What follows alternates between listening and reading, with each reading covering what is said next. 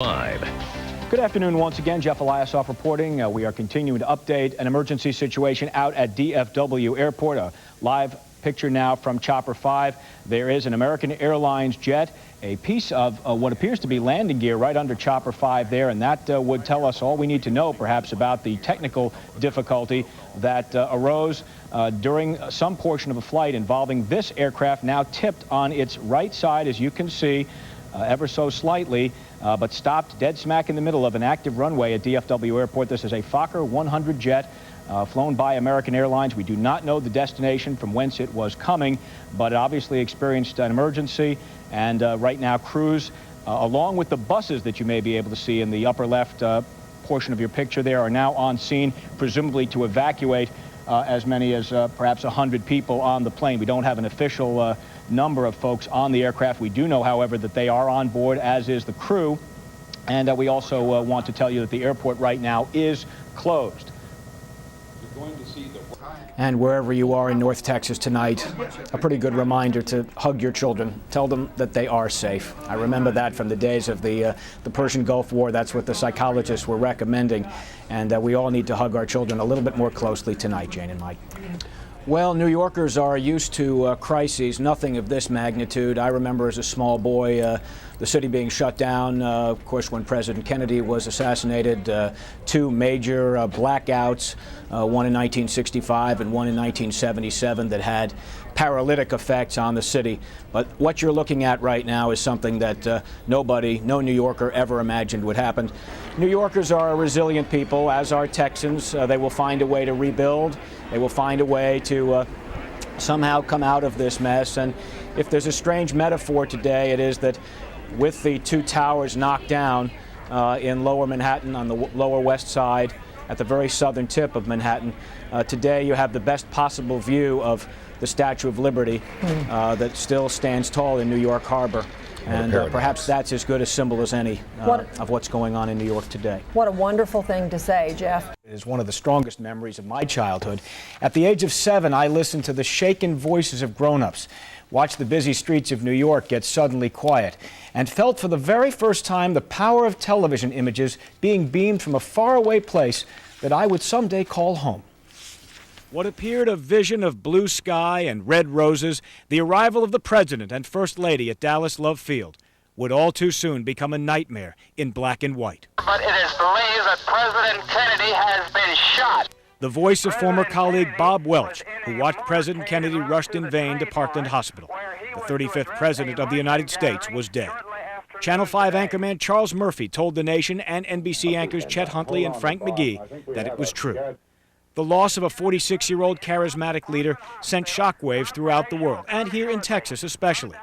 But within 100 minutes of Kennedy's death, his vice president, Texan Lyndon Johnson, was sworn in aboard Air Force One. I will do my best. That is all I can do. I ask for your help and God's. From that dark night, the world emerged slowly but strongly from its grief. John F. Kennedy was gone, but the torch had been passed to a new generation of Americans. Many of them now in middle age and older paused to remember 36 years later at Dealey Plaza. Not far away, the Kennedy Memorial will undergo some needed repairs. It's hard not to imagine what might have been. On his last morning, JFK was offered a Stetson hat in Fort Worth. I'll put it on in the White House on Monday. If you'll come up there, you'll have a chance to see it there. Of course, Monday would turn out to be a day of national mourning as John F. Kennedy was laid to rest. My mother told me to watch that day because I would never forget, and I never have. One woman's Christmas decorating might have spoiled the season easily. NBC5's Jeff Eliasoph has the rhyme and the reason. Christmas looked so very cheery before her attic climb. I mean, I know it's sheetrock. I'm up there all the time. But Connie Weston's klutziness has earned her some renown. It was a split-second boo-boo, and I went crashing down. Of Christmas decorating, suddenly no more. Before I knew it, I was sideways on the garage floor. By chance, her boyfriend was right below and flashed old-fashioned grit. And he broke my fall, kind of bruised him up a bit. But Connie's pain was more severe, not the stuff of trivia. Here she lay with a bleeding head. A broken fibula. First came paramedics, then care flight, then a cast. Really quite amazing. Because it was just so darn fast. Connie's back home. It's a wonderful life in this place of Bedford Falls, yet stuck on the couch this season, watching Christmas cheer. That's not all bad. That's good. I won't have to do the cooking this year. Huh? And thank goodness she's alive. I'm Jeff Eliasoph, NBC5. David was on our 4 o'clock program this afternoon, warning folks about it. They heeded the warnings. Many of them tell stories about hiding in bathrooms and doing all the things we tell folks to do, and this time it paid off. What a split personality on Wall Street these days. 2 totally different markets almost. Amazing to watch. If you've got plans to eat out this weekend, don't miss our look at the prices you won't see. It's more comfortable than an underwire and won't show any bra seams either. The Friday bra comes with a comfortable price too. Costs about $20. Bravo. The best way to keep your children from developing pet allergies? Get a dog or cat. That's what researchers from Detroit are now saying. They found if children grow up with a dog or cat in the home until the age of 7, they are less likely to develop pet allergies. Doctors have been telling parents the opposite for years, and the new study concedes more research is needed. All right, no more bra stories. We're strapped for time. So that's as far as we go tonight. Thanks very much, David. This is the worst kind of seaside living. Siding ripped off the house and the Gulf of Mexico in your carport. Welcome back to NBC5 First at 4. Now the latest on the crash of Alaska Airlines Flight 261. Now investigators say they've also found the flight data recorder. NBC's Tracy Potts is in Oxnard, California with more. Try and make any sense of this senseless shooting. Nor will any of us try here this morning, Brad and Shelley. It is confounds the imagination.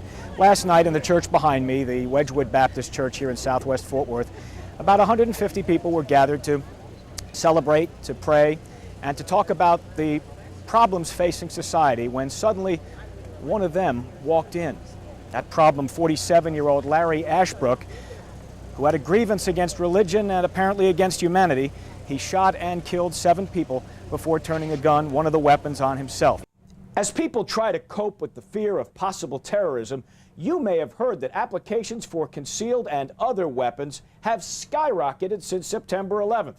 Today we separate fact from fiction. What a glorious feeling to be up at the top of a beautiful building like this and seeing a great view. It's exhilarating as you reach new heights. But for millions of Americans, simply one flight up is like living on the edge. This is the frequency often used by the DPS here in Austin. With the new technology, in an actual emergency, the technology allows me to talk instantly to the FBI, the Austin PD, even NASA or the Department of Homeland Security. I started this broadcast about the same time you joined the Today program, so it's going to be nice to get a little more sleep, I think. And you'll be going to the 4:30 or 4 o'clock show in Dallas? Something we're trying. And well, good for you. Hey, congratulations, Jeff. Thank you Yeah, very we much, wish you Matt. all the best and a little more shut-eye. We're jealous. Thank you. I know she's very elegant, but is there another side to her? I don't suspect you got to do the Elaine dance from Seinfeld, but does she have sort of a rascal in her? Well, oh yeah. She supposedly has quite a good sense of humor, and she's kind of a down-home gal. Some of the stories she told me about the ranch are, you know, might curl your hair a little bit about her then boyfriend John O'Connor meeting. Katie, in the 10 seconds we have left, what finally was the deciding factor for staying around at Today for another 5 years? I know it wasn't the money. Oh, Jeff, going in for the personal question. I thought we were talking about Sandra Day O'Connor. Well, we were. You know now what? we're I on have to one of something the. else. I have very, very fluid in your approach. I feel like I have the greatest job in America, and I just wasn't ready to leave. I think Tom Brokaw once said that way back when, before he was anchoring on the Today Show, he actually held a sign behind you in that window there and said, "Watch Today in Omaha." Is that right? That's absolutely true. I was one of those dorky people out there holding up a sign. Hey, don't say They're not dorky. Yeah, those are our people, Brokaw. In those days. Cool. Hey, we love you. Would you walk away from a $27 million contract? Coming up, Matt Lauer asks ER star Juliana Margulies that very question. The time, 6:23. Stay with us.